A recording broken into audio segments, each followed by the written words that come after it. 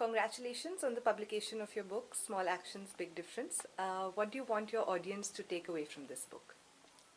Exactly what the title says. I think that if all of us pitch in and do something in our sphere of influence that we can to save our planet and its people, then collectively we can make a big impact. What would you say are the main developments that you're seeing in your area of expertise, and how does your book relate to these advances?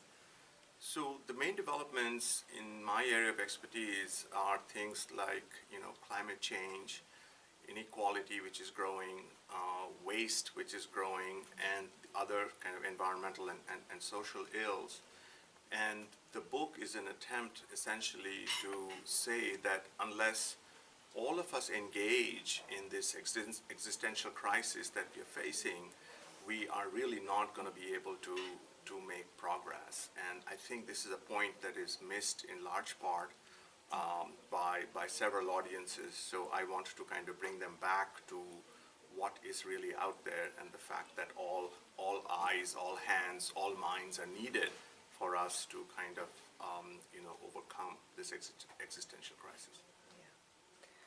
Is there one piece of research included in your book which surprised you or challenged your previous understanding of the topic? Indeed there is. And what I found most surprising was that how difficult it is to change the human mindset.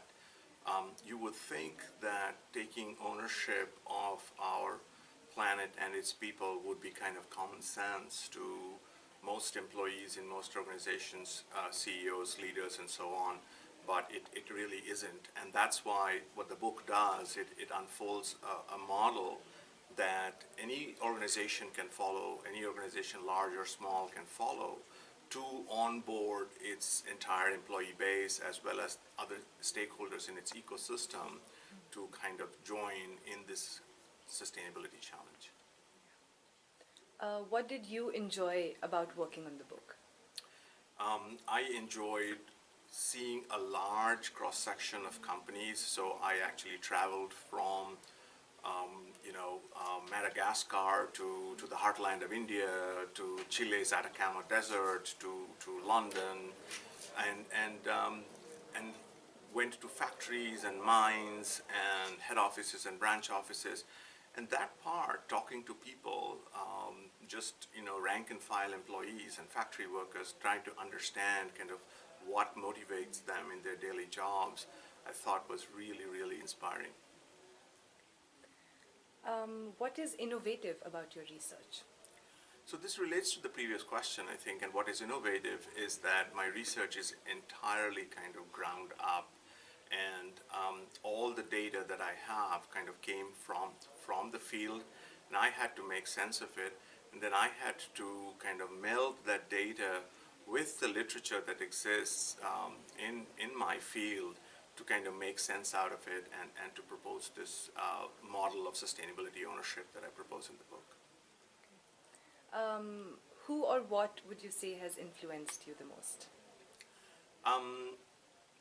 This is an interesting question, and I would probably have to say that my son, who is 16 years old, and I really believe that we don't inherit the earth from our parents, but we actually borrow it from our children.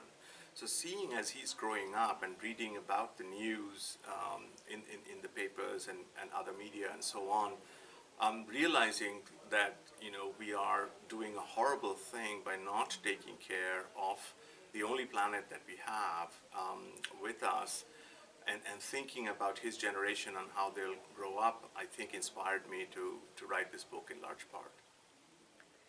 What advice would you give to an aspiring researcher in your field?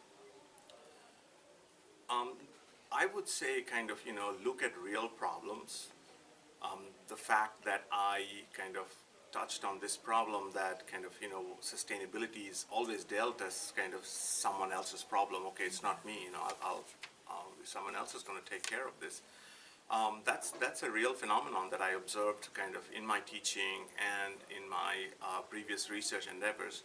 So research should be kind of from the field. It should be ground up, and it should actually be empirical in nature, so it should have relevance for the real world. I think research that does not have relevance for the real world is, not that kind of useful in our current context, and you will be surprised to see how much of that kind of research we produce in academia, and it's highly frustrating. So I would ask aspiring researchers to stay away from that and kind of go ground up in every effort that he or she undertakes.